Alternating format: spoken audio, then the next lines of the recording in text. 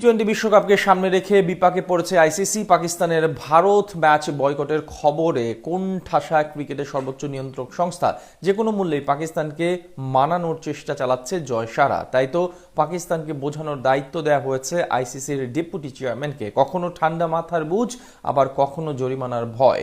যে করেই হোক পাকিস্তানকে ভারতের বিপক্ষে ম্যাচ খেলাতে চায় আইসিসি।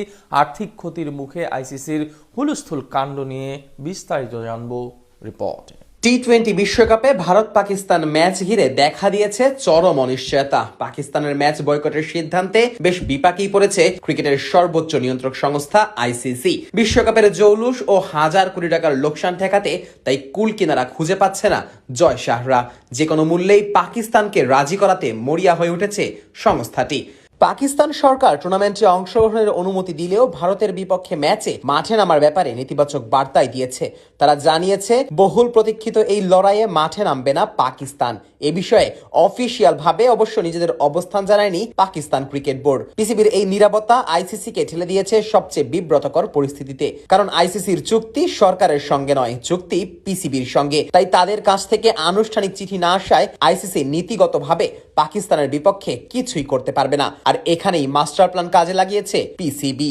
কেননা যেহেতু পাকিস্তানের সরকারের পক্ষ থেকে ভারতের ম্যাচ বয়কটের ডাক দেওয়া হয়েছে, তাই চাইলেও কিছুই করতে পারবে না আইসিসি। যদিও ভারত পাকিস্তান ম্যাচ না হলে ক্ষতির মুখে পড়বে আইসিসি। 4 বছরের সম্প্রচার চুক্তিতে এই দুই দলের লড়াইটাই ছিল মূল আকর্ষণ। এই হাই ভোল্টেজ ম্যাচকে কেন্দ্র করে সম্প্রচার সত্ত্বের দাম পৌঁছেছিল আকাশ ছোঁয়া অঙ্কে। তাই এই ম্যাচ বাতিল হওয়া মানে সম্প্রচারকারীদের বিপুল আর্থিক ক্ষতি হবে। সংবাদ সংস্থা পিটিআই জানিয়েছে, ম্যাচ বয়কট হলে ব্রডকাস্টার সংস্থা আইসিসির বিপক্ষে চুক্তি ভঙ্গের অভিযোগ আনতে পারে। সেই আশঙ্কাতেই আগে ভাগে পরিস্থিতি সামাল দিতে নড়ে চড়ে বসেছে আইসিসি। সংকট নিরসনে ডেপুটি চেয়ারম্যান ও সিঙ্গাপুর ক্রিকেট বোর্ডের প্রধান ইমরান খাজাকে দায়িত্ব দিয়েছে আইসিসি। আইনজীবী পরিচয়ে সুপরিচিত খাজাকে পিসিবির সঙ্গে আলোচনা করতে বলা হয়েছে। ভারতীয় সংবাদ মাধ্যম এনডিটিভির দাবি, শান্তিদূত হিসেবে তিনি পিসিবিকে সম্ভাব্য আর্থিক ক্ষতি, নিষেধাজ্ঞা ও ভবিষ্যৎ প্রভাবের বিষয়টি স্পষ্টভাবে জানিয়েছেন। এমনকি কিছুটা কঠোর ভাষায়ও আইসিসির পক্ষ থেকে পিসিবিকে সতর্কবার্তা দেওয়া হয়েছে। ভারতের বিপক্ষে ম্যাচ বয়কট করলে পাকিস্তানের বার্ষিক অনুদান থেকে প্রায় 35 মিলিয়ন মার্কিন ডলার কেটে রাখা হতে পারে।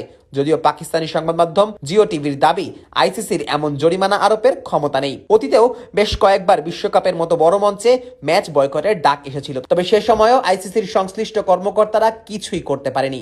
সুতরাং এবারও চাইলেও পাকিস্তানকে কোনো সাজা বা কোনো প্রকারের জরিমানা দিতে পারবে না ক্রিকেটের সর্বোচ্চ নিয়ন্ত্রক সংস্থা। এদিকে বিশ্বকাপের প্রথম দিনেই মাঠ নামছে পাকিস্তান, কিন্তু 15 ফেব্রুয়ারির ভারত ম্যাচ নিয়ে ধোঁয়াশা কাটেনি। একদিকে রাজনৈতিক সিদ্ধান্ত, অন্যদিকে ক্রিকেটীয় বাধ্যবাধকতা। এই দুইয়ের মাঝখানে পড়ে আইসিসি এখন যেন দাঁড়িয়ে আছে ছোট্ট এক রশির উপরে। শেষ পর্যন্ত মাঠে ব্যাট বলের লড়াইয়ের দেখা কি আদৌ মিলবে, নাকি পর্দার আড়ালে থেকেই নিভে যাবে বিশ্ব ক্রিকেটের সবচেয়ে বড় আকর্ষণ? সেই উত্তরের অপেক্ষায় আজ গোটা ক্রিকেট বিশ্ব।